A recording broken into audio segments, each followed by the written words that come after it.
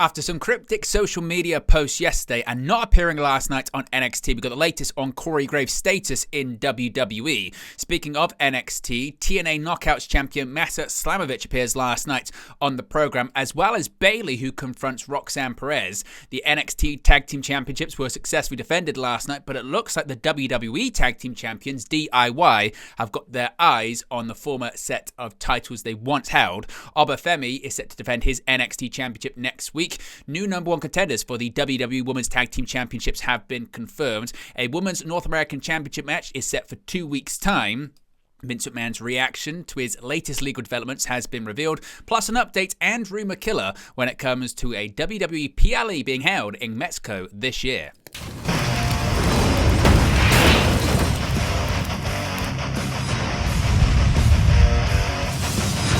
Hey guys, welcome back to Wrestling News 365. Hope everyone is doing very well. As always, there are plenty of news stories to get into in the world of professional wrestling. Let's get straight into just what is going on with Corey Graves right now. Now, Corey Graves made an unexpected return to the NXT commentary booth last week on the January 7th episode of WWE's developmental brand, and after his continuous absence from the past 2 episodes of Raw, many fans have been wondering about his status. Now, following the conclusion of the January 13th episode of Raw, Graves broke his silence in an emotional and indignant social media post that got a lot of people talking. Here's the tweet in question. He said, quote, "Imagine chasing your dream, then being told, not deciding, that you're no longer physically able to pursue your dream. Then you dedicate your life to something dream adjacent and being pretty fucking awesome at it. And then, when it's time to enjoy the fruits of your labor, being told you're not famous enough for your own job, just in case you've wondered where I've been." Now, after that, he then put a teaser out for NXT, which many people assumed was something to be basically like tonight was going to be this big kind of teaser, if you will, for what was to come, suggesting that it was going to be an angle or something like that. He said, quote, "I've got a lot to say. Don't miss WWE NXT tonight on the CW. Tonight." Now, after saying that, many people assumed, oh, it's an angle, it's a storyline, it's not a shoot or anything like that. He's going to maybe work an angle with Pat McAfee, or we're gonna see if he's truly upset about being sent back down to NXT after years of service on the main roster. Well, interestingly, Corey Graves, he wasn't on NXT last night. He was absent from the programming, and it looks like there might be a lot more to this than just a storyline or anything like that. This comes courtesy of Sean Ross Sapp of Fightful Select, who has said that Corey Graves appears unhappy on the surface after being moved to NXT. Now, as I mentioned, Corey Graves was moved to NXT commentary as part of a shake-up that saw Joe Tessitore and Wade Barrett on SmackDown and USA Network, Michael Cole and Pat McAfee once again on Raw on Netflix. Now, Fightful Select say they had heard word last week that Graves wasn't happy, which seemed to boil over this week. Now, to be clear, Fightful do state, according to this report from Fightful Select, they've not confirmed if this is a work or a shoot, but those close to Corey Graves claim that it is indeed real. Now, Graves posted the aforementioned tweet on January 13, laying out his history, being medically sidelined from a wrestling career. This was over a decade ago, and since then working commentary in a variety of roles on every single brand, and also claiming he was told he wasn't, quote, famous enough to retain the spot as being on the broadcast teams of Raw or SmackDown. He also indicated on January 14th that he'd have a lot to say tonight on NXT. But he wasn't there. Shortly after that, and before the show started on the CW, PW Insider claimed that Corey Graves was seen at TSA leaving the Orlando area, and he was not going to be on NXT. Now, Fightful said they couldn't confirm that information, but did learn a lot more. Graves lives in the Pittsburgh area, not Orlando or Florida, like much of the talent in WWE. He re-signed with WWE in January of 2024, that's last year, so he has at least a couple of years left on his current contract. Now, he wasn't at NXT last night. He wasn't part of the rehearsals either. There were only 2 chairs present for NXT throughout the evening. Now, one WWE source that Fightful spoke to last week pointed to WWE's commentary teams constantly shuffling, and Michael Cole and Corey Graves being the constants. That source, according to Fightful, a WWE higher-up, said at the time they'd be shocked if Graves wasn't back on Raw or SmackDown by the spring. Now, previously, Graves had gained heavy praise in WWE for being so flexible with his role and his schedule. Now, Fightful Select's Corey Brennan has asked about Graves in NXT this week and was claimed to by multiple sources that Graves was legitimately frustrated with being moved back to the developmental brand. When asking amongst both talent and production sources in NXT, Fightful said they did not hear from anyone who was aware of Graves' initial move to the brand, with actually many being surprised to see him the prior week at New Year's Eve on January 7th, with one source expressing they believed he was on the call just to being in town for the show. But as I mentioned, he wasn't anywhere to be seen last night. The show operated with a two-man booth of Vic Joseph and Booker T, and those are suggesting that it is legitimately frustration from Corey Graves. So what do you think this means? How do you think Corey Graves has been treated? Let me know your reaction to it, your thoughts on it in the comment section below. And last night was a loaded show for NXT on the CW because following a 2024 that saw the likes of Jordan Grace and Joe Hendry cross over from TNA to WWE NXT, Master Slamovich became the first to do so in 2025 as the TNA Knockouts World Champion sat ringside for Tuesday's show. During a singles bout between Cora Jade and Kalani Jordan, part of the mutual desire to contend for the Women's North American Championship, Slamovich was highlighted as watching on from ringside. Commentary mentioned her upcoming title defense against Rosemary, which will take place at TNA Genesis this weekend, and Jade smirked at the visiting star following her victory. Slamovich won the TNA Knockouts World Championship from Grace at last year's Bound for Glory event, later retaining the title against the former champion in a 2 out of 3 falls match. She has made 4 defenses, including that bout during her reign, having last retained over Tasha Steelz in December. Grace appeared in WWE throughout last year as the Knockouts champion, entering the Women's Royal Rumble before later challenging for Roxanne Perez's NXT Women's Championship at Battleground. She last appeared as a surprise member of Jordan, Stephanie Bakwa, Zarya, and Julia's team at NXT 2300 in November. This was the closest Slamovich has come to making a WWE debut in her career, having made her name in the indie circuit prior to TNA, even working AEW twice in 2021. Now, speaking of Roxanne Perez, she got a main roster confrontation last night. TNA Knockouts champion Master Slamovich wasn't the only surprise on NXT on Tuesday, as the show also brought out an appearance from the role model Bayley. Bayley, a former NXT Women's Champion, specifically confronted Roxanne Perez in the closing segment. Last week, Perez lost the NXT Women's Championship to Julia. Nevertheless, Perez asserted that she elevated the NXT Women's Championship and the division during her 276-day reign, which is something Julia won't be able to do. Furthermore, Perez believes the NXT Women's division, including Julia, would be lost without her now, but Bayley, however, begged to differ. In an unexpected meeting, Bayley initially tried to empathize with Perez, noting that she could grow with this loss. When Perez vehemently refused to listen to her advice, though, Bayley stated that the brand's women's division would be fine without her, just as it was when Bayley left years ago too. The veteran also declared that while Perez would be stuck in her own ways, she would be on the course to WrestleMania 41 with the Women's Championship around her waist. As NXT went off the air, Perez decked Bayley in the face, prompting the latter to rain down with punches in retaliation.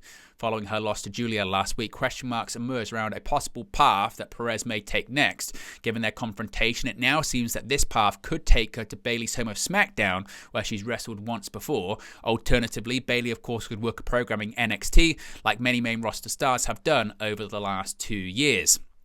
Speaking of main roster stars, the NXT Tag Team Championship picture got very interesting on Tuesday night. Nathan Frazer and Axiom proved once again on Tuesday night that Fraxiom is fine after defeating OTM's Lucian Price and Bronco Nima on NXT. It was a matchup of power versus speed between the two teams, and WWE Tag Team Champions Johnny Gargano and Tommaso Ciampa were in attendance. Frazer attempted to take control of the match, taking out both members of OTM, and attempted to pin Price after a standing shooting star press, but Price kicked out.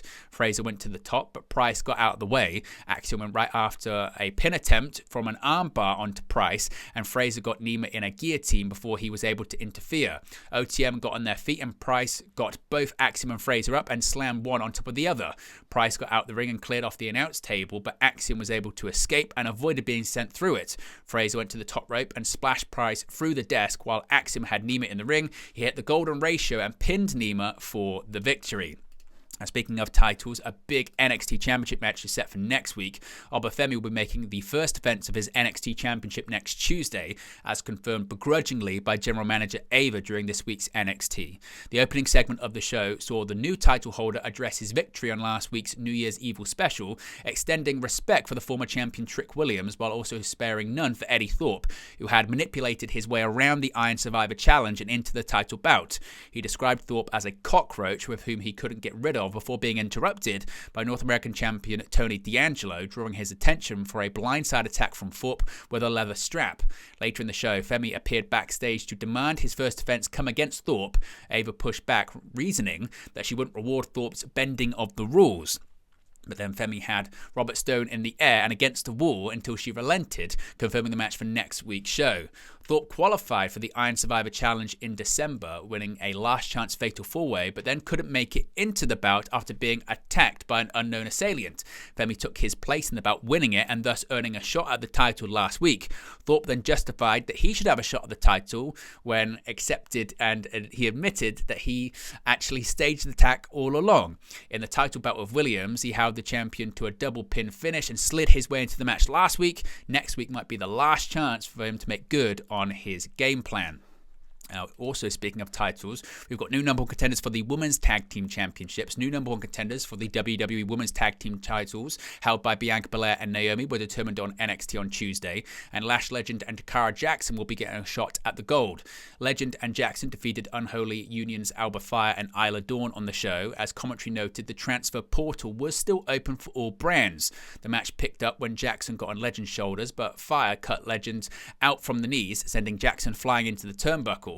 Fire took out both of the Meta Girls on the outside, and the Unholy Union remained in control of the match through a picture-in-picture break. Legend regained momentum as the show came back from commercial. She hit Fire with a big chokeslam before Dawn broke up the pin. Jackson got back on Legend's shoulders and hit a crossbody on both of their opponents, but Fire kicked out. To end the match, Legend and Jackson hit their double-team finisher, a full Nelson wheelbow into a facebuster cutter to Fire, and Legend pinned her for the Meta Girls to move on to challenge for Tag Team Gold. As of this recording, WWE is yet to announce when the title match will take place.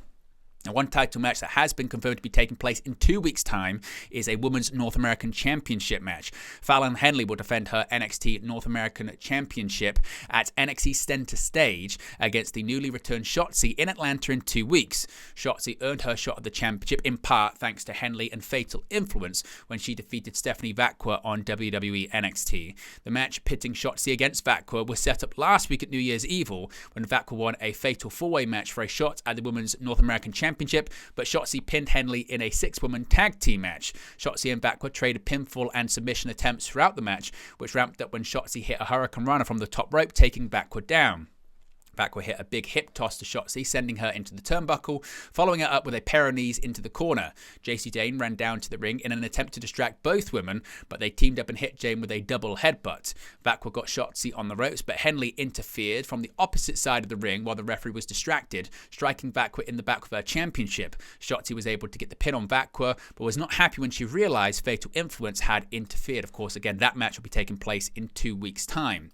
Now, a bit of an update here when it comes to the legal status and reaction of Vince McMahon's. Now, Vince McMahon's legal woes are far from over, given he, John Laurinaitis, and WWE continue to face the lawsuit filed by Janelle Grant accusing him and Laurinaitis of sex trafficking and abuse. However, he did earn what some are describing as a small victory last week, with the SEC fining him only $400,000 for failing to disclose hush money payments. McMahon also claimed the federal investigation had ended against him, though that has since been denied by Janelle Grant's attorney, Ann Callis. On the latest Wrestling Observer Radio, Dave Meltzer gave more insight into McMahon's state of mind following these developments, saying, quote, "I know from people close to Vince he's under the impression he has been told the investigation's done, and, he's obviously very relieved," Meltzer said. "It's a lot of investigating for no charges to be filed. I know a lot of people and go, what's the point of continuing? And me being one of them him, given no matter what happened, with Trump coming in as president, it wasn't like anything was going to happen to him. But he was, it's a vindication in his mind for him, end quote. Now, Grant's lawsuit still looms large over McMahon, as does a lawsuit related to the ring boy scandal of the 80s and 90s, though Meltzer pointed out that case was on hold until a ruling was made by the Supreme Court of Maryland. Grant's attorneys are set to file a new complaint regarding their lawsuit that was originally supposed to be presented today on Wednesday, though they've since asked for more time. After that, a ruling is expected to be made regarding whether the case can go to trial, if it will go to trial, if it will go to arbitration, which attorneys for McMahon, John Laurinaitis, and WWE are all seeking. And finally, there was a lot of confusion this week when it came to an upcoming WWE PLE taking place in Mexico City, Mexico. Now, an update has emerged on the possibility of this international PLE taking place following claims made by one-time WWE wrestler, current Grammy Award-winning superstar Bad Bunny. Now, in a recent interview, Bad Bunny stated that WWE Backlash is going to Mexico, having taken place in Puerto Rico back in May of 2023. It was later reported that there were no plans for WWE Backlash to be in Mexico, although no venue for the 2025 PLE has been announced at the time of recording. Backstage Pass has now provided an update on the international plans for WWE PLEs, with WrestleVotes touching on a 2026 date for Mexico, saying, quote, "I would say probably 2026 is a good possibility. Yeah, a very high possibility." Now, a previous report stated that WWE had talks above a future PLE taking place in Mexico City during 2025. The first international PLE of 2025 is scheduled to be Elimination Chamber. That takes place on March 1st in Toronto, Ontario, Canada. In 2026, of course, the Royal Rumble will be taking place in Riyadh in Saudi Arabia, marking the first time that PLE has been hosted outside of the United States since 1989. But there you go, guys. The latest pro wrestling news for you. Be sure to smash a like on the like button. Be sure to subscribe, bottom right-hand corner. As always, let me know your thoughts in the comment section below, and I'll speak to you again very, very soon. Hey guys, thank you for watching, listening, streaming, or however you come across this video today. Be sure to click on the video on the right there to watch our next video, or click the bottom there to subscribe, or the bottom corner. Thank you very much, and I'll speak to you again very soon.